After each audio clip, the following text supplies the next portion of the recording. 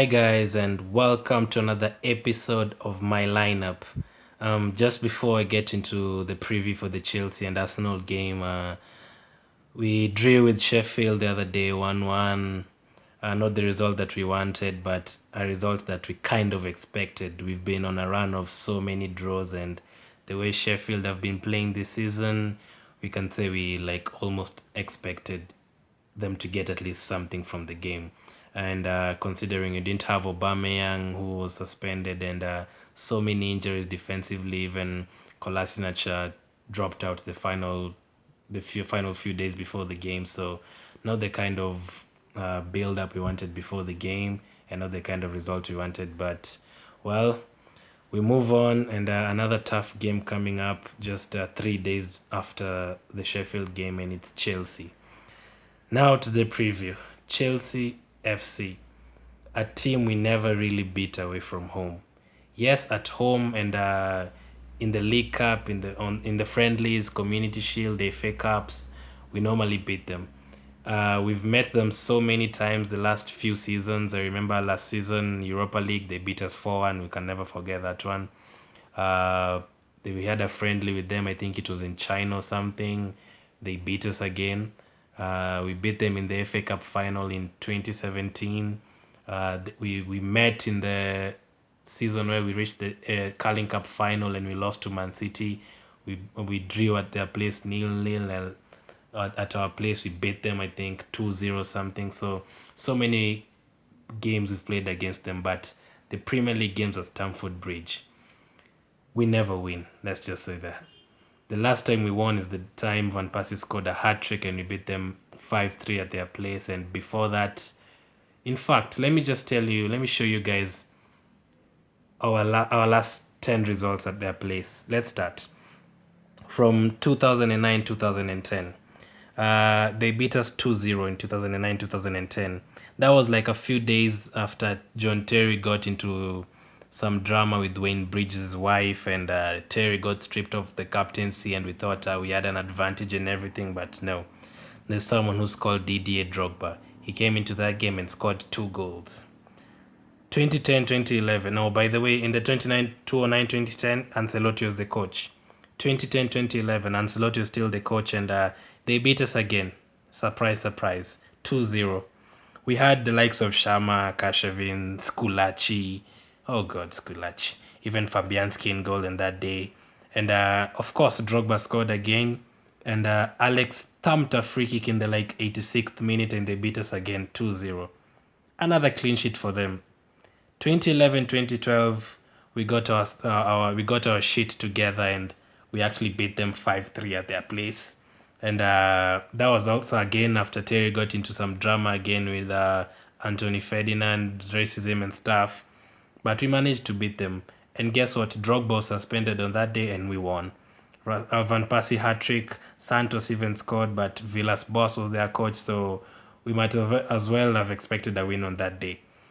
2012-2013, went back to Stamford Bridge, lost again. Benitez, that was his first home win as Chelsea manager. They beat us 2-1. Lampard scored with a penalty, and Juan Mata clinched the points for us. Walcott had gotten a goal for us. He usually scored against Chelsea a lot. But we lost yet again. Fast forward 2013-2014. Few weeks after Mourinho said that Arsene Wenger is a specialist in failure, we went there.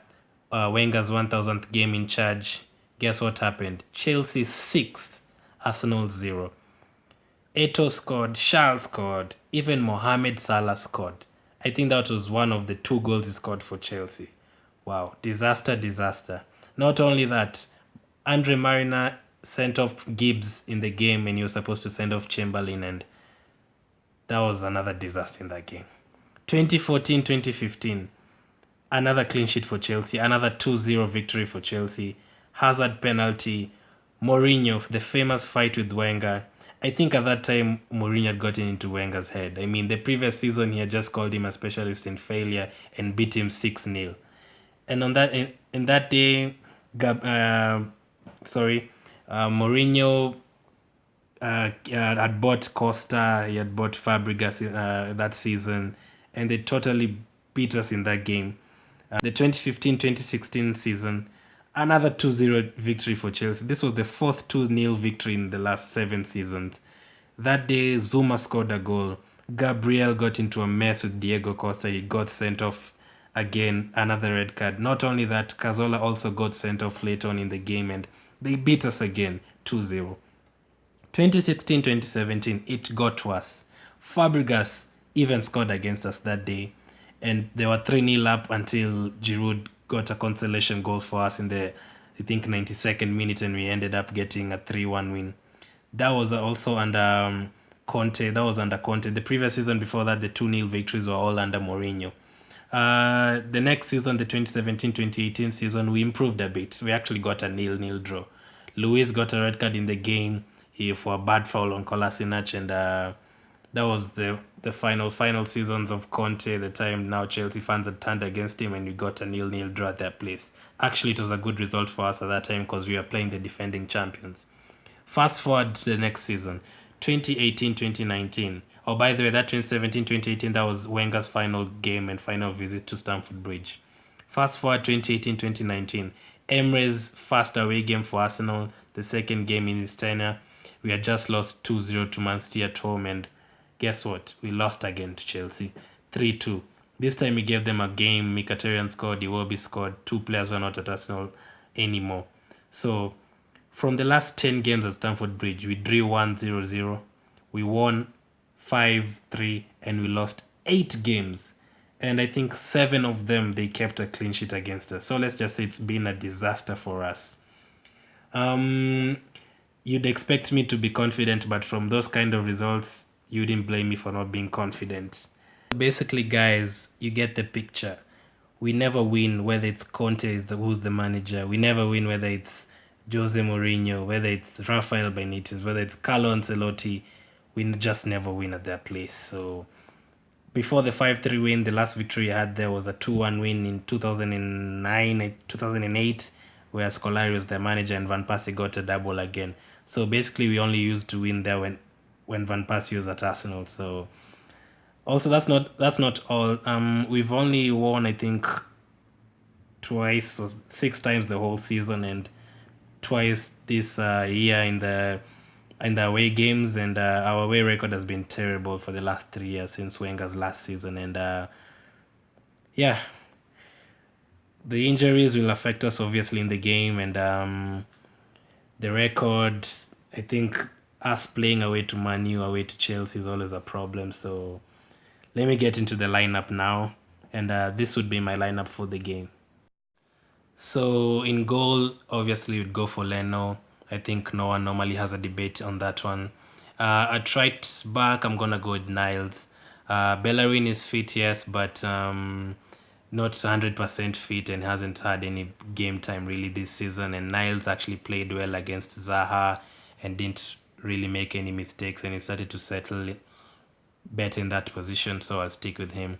At left back, Saka had an incredible game against Sheffield. Yes, he's going to be up against the likes of Willian, but an experienced Willian in that case actually. But we have no better player to be in that position. But if Kolasinac is fit, I'd throw him straight back in for that game. His attacking force is really, really powerful. But since we only have Saka, I'd go for Saka. At centre back position, I'm going to bring Socrates for Mustafi. Mustafi isn't the player who will fill you with confidence. Yes, he didn't have a very poor game. We've seen him have worse performances than that one. So it's kind of unfair to drop in, but I'd bring back Socrates with Luis.